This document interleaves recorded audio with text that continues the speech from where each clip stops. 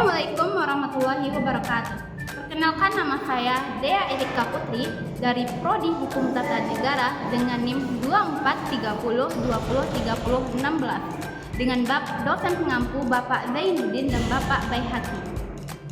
Teman-teman tahu nggak sih fikih syasah dusuriyah? Di sini saya akan menjelaskan kepada teman-teman apa itu fikih syasah dusuriyah.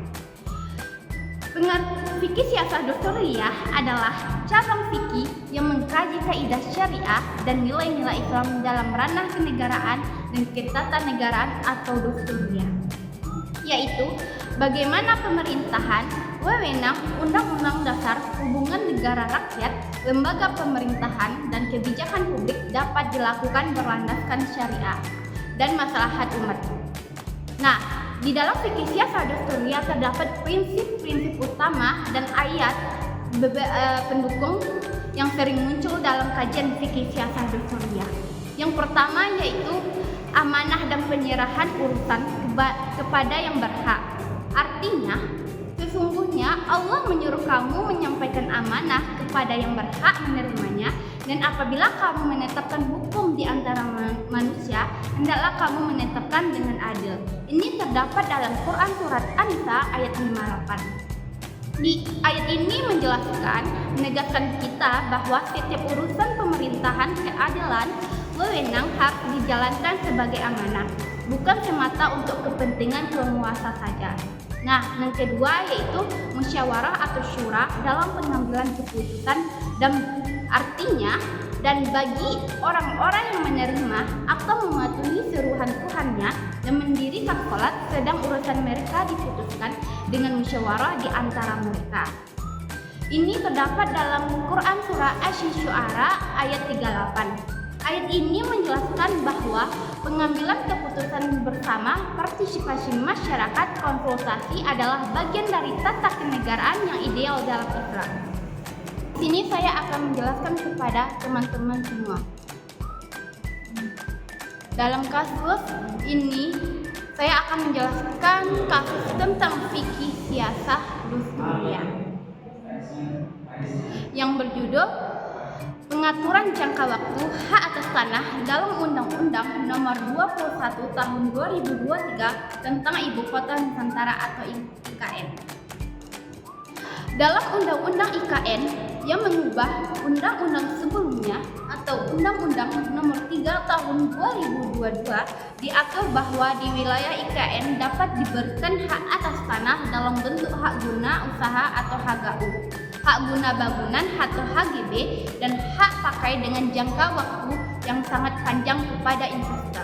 Misalnya, disebut bahwa HGU di IKN bisa hingga 95 tahun untuk satu siklus dan bisa diperpanjang lagi dalam beberapa penjelasan disebut 2 siklus hingga total 190 tahun untuk investor. Sebagai warga lokal termasuk perwakilan masyarakat adat menggugat ke Mahkamah Konstitusi Republik Indonesia atau MK melalui uji materi terhadap pasal 16A Undang-Undang IKN terkait jangka waktu hak tersebut dengan alasan bahwa jangka waktu yang sangat panjang itu merugikan masyarakat lokal dan generasi mendatang. Sisi pemerintah, DPD atau DPR berpendapat bahwa ketentuan itu sebagai bagian dari insentif untuk menarik investasi besar demi pembangunan IKN.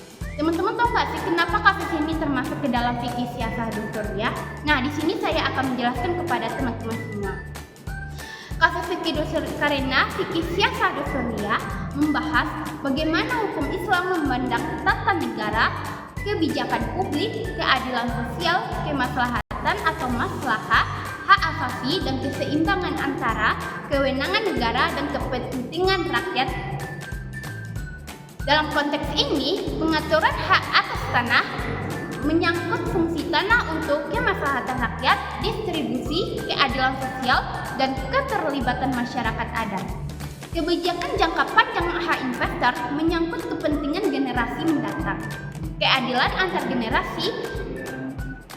Nah, di sini terdapat poin kontroversi atau tantangan.